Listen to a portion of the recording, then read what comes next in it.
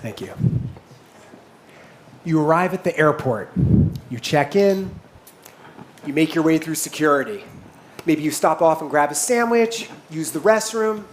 You finally arrive at your gate.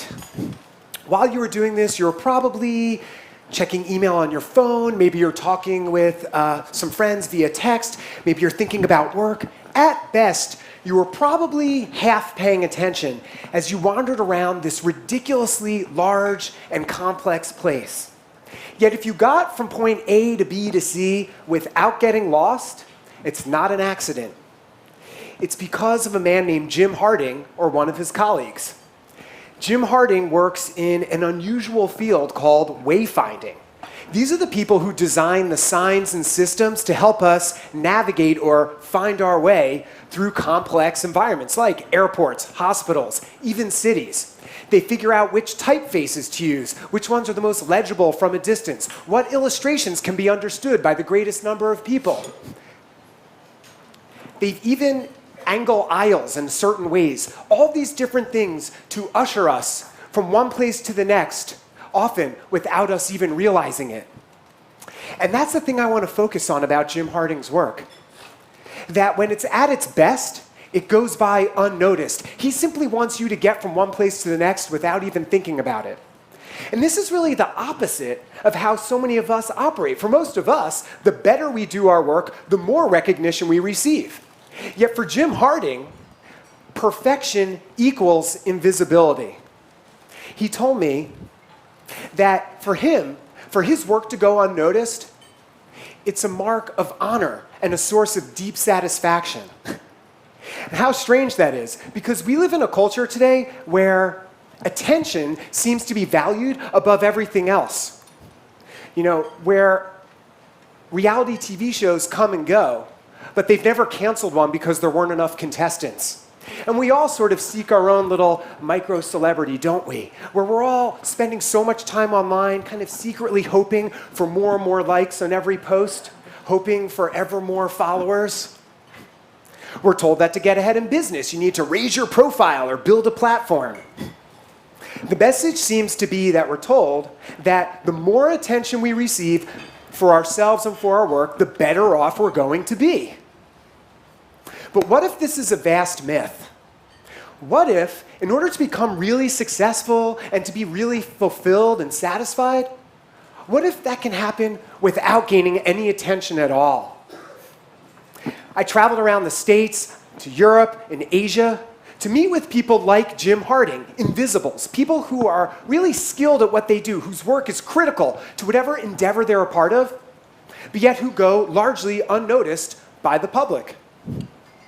I wanted to know, in a culture where recognition is valued so highly, what kind of person chooses to work behind the scenes and thrives there?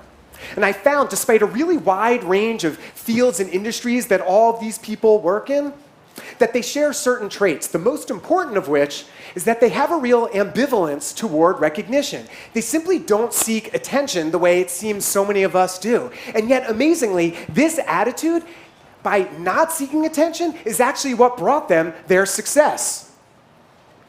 Another invisible is a man named Dennis Poon.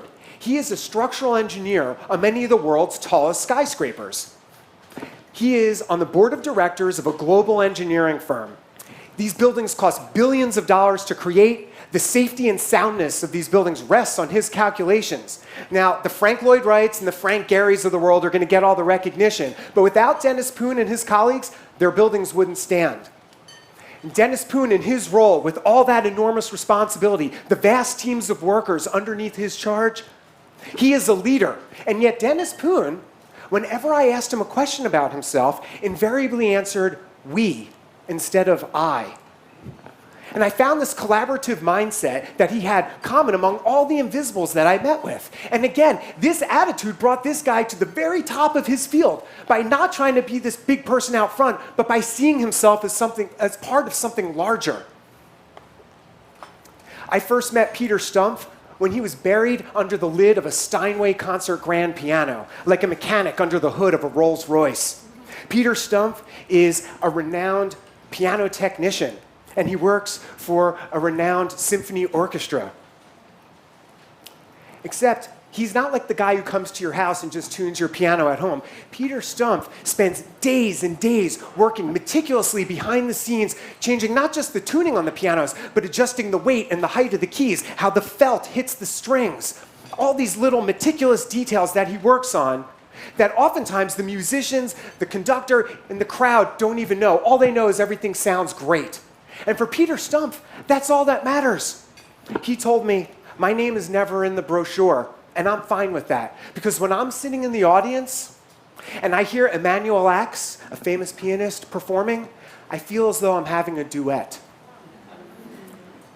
Peter Stumpf's behind-the-scenes meticulousness, again, another core trait of these invisibles. He doesn't care if anyone knows about all the details he did. He just wants a great end result.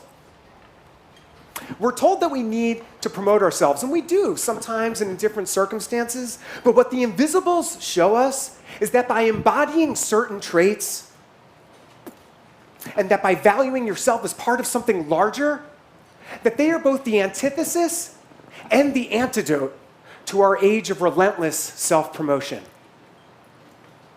Thank you.